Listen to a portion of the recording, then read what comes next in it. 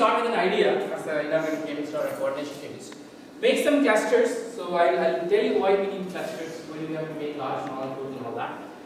For example, these two molecules have been discovered, synthesized in the late 1980s.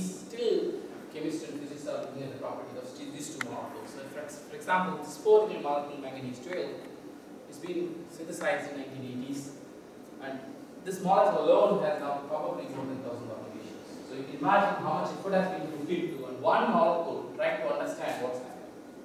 So you should have an idea, you should have a synthesis. Synthesis essentially gives you new materials. Then you look into the properties.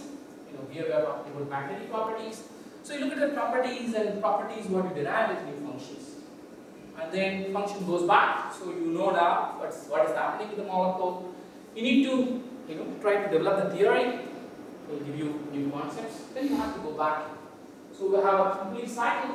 So we go back and come up with a new idea by the molecule that can eventually reach the end user applications that we are deciding to do.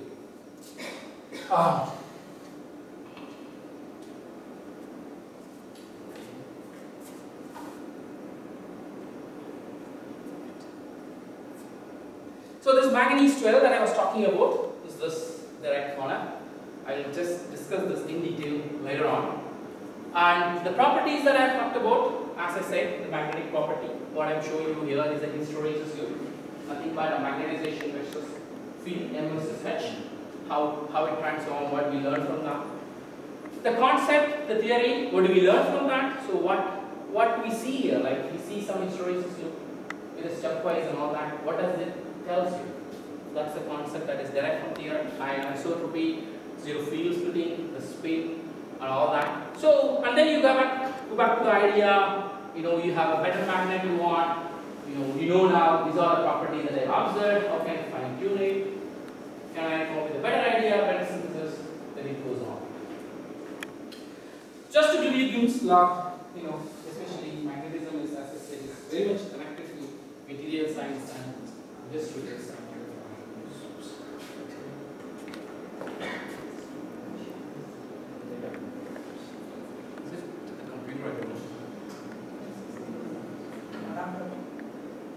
The adapter.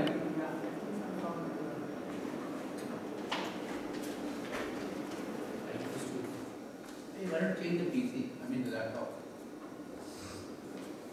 It's already been copied. Yeah, just change the laptop.